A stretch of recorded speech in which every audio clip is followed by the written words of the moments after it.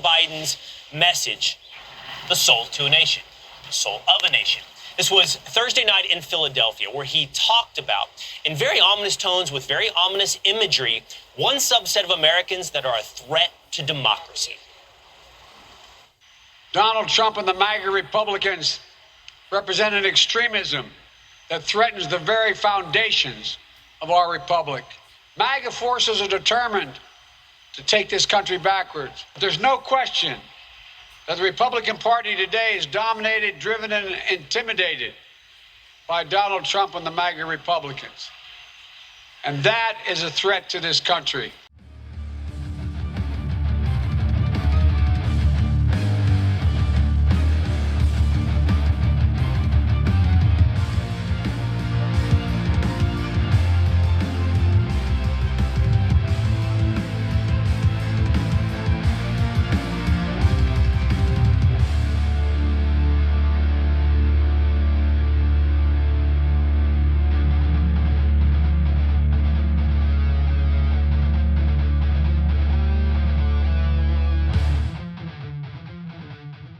Now, I want to be very clear up front.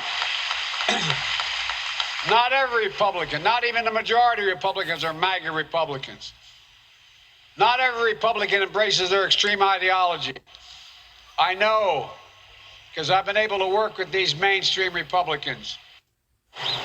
So he tried to say he wasn't categorizing a wide swath of Republicans or MAGA Republicans, but we all spend a lot of time with conservatives or folks across the country, most of which still have a lot of affinity for Donald Trump and would consider themselves America First conservatives or Republicans. So if you're indicting MAGA Republicans as they've now poll tested or ultra MAGA, you're calling out your political opponents, which is what Joe Biden did on Thursday night, which is why he got so much blowback across the spectrum, frankly, not just for the words, but for the theme, the feel. How in the world did you turn Independence Hall into something that looked like Red Square, with troops flanking you, calling your political opponents a threat to democracy? I love what Charlie Kirk said last night. Every time you hear democracy, it's all they talk about. Just insert Democrat control for democracy. That's what it is, a threat to Democrat control. And that's what we were told. But apparently he wants to walk it back. I don't know. So many questions I have about how this happened, because, you know, the Democrats have so much in with Hollywood and theater and Broadway. I mean, who staged this? Who thought this was a good idea? And I did hear from Steve Doocy, not Steve Doocy, his son, Peter Doocy, who was there. I saw him on television say, well, if you were in the room, it didn't look as bad as it did on TV because it was obviously, you know, zoomed in.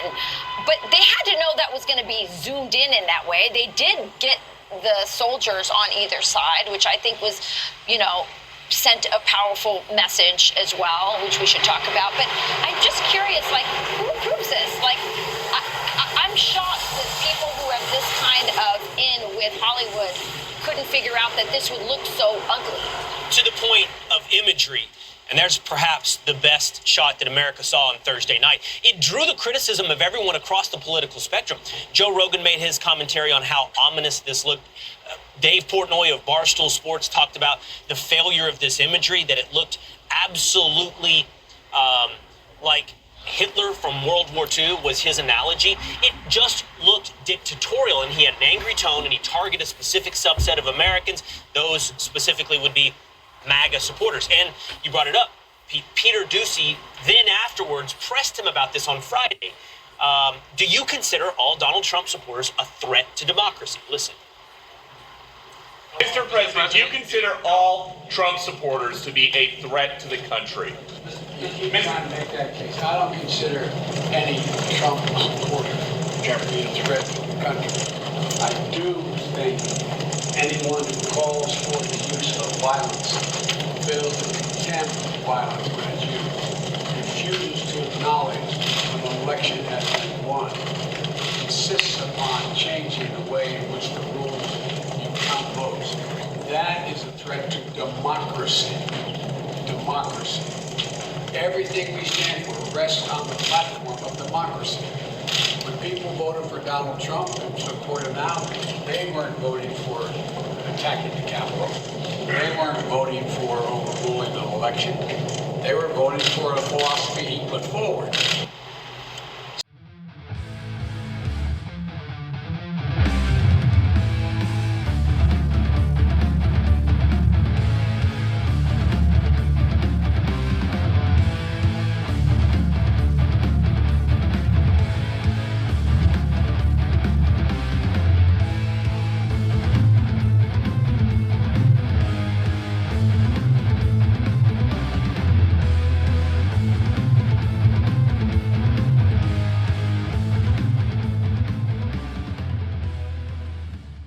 So he says he wasn't calling any Donald Trump supporter a threat to democracy, which is a total opposite of what he said, as if we didn't hear the words that were scripted, planned, and written for him to read.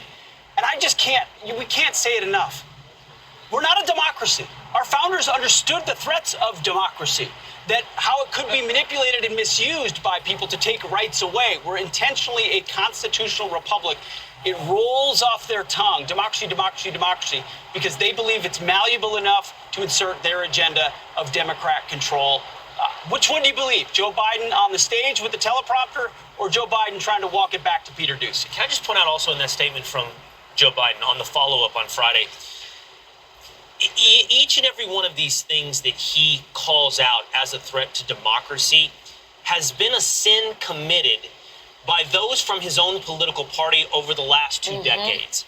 I'm just going to quote, those who call for the use of violence. What about the 2020 BLM riots? Yep. Those who refuse to acknowledge the election that's been run. What about the 2000 election? Exactly. The 2004 election? 2016 they The 2016 election. You can keep going. Yeah. Changing the way you count the votes. Literally. That's what they did in 2020. Working on it now. Yeah, and now too. Yeah. I mean, every one of these that are a threat to democracy have been committed by the political party represented by the President of the United States. Can I tell you why I think that they did this? Because I think, again, we were talking about the why. Why would he do this speech right now? I mean, the easy answer is people go, oh, because of the midterms. I think it's deeper for Joe Biden. I think it's not a coincidence that last week we now have confirmation that the FBI meddled in our 2016 election. And the whole January 6th commission was set up mostly just to scare people from talking about it. And I think that in this case, they're worried that he is deeply worried that his legacy and his legitimacy is being called into question by what Mark Zuckerberg said about the Hunter Biden laptop suppression. And I think that this was another way to intimidate people from questioning that, and also maybe to lay the groundwork for what he could do. Because again, and we've talked about this last week, if you vilify people enough, if you say they're fascists, if you dehumanize them, which is essentially what he is doing in this, you can do anything to them. And that's why you see so many Democrats who are perfectly fine with what happened in Mar-a-Lago with that raid, even though it's just unprecedented and looks third world. They're okay with it because in their mind, Donald Trump is just so bad. You can do anything. And now I think this speech sets it up where we're now pretty certain that it includes anyone who's a conservative or voted for Donald Trump.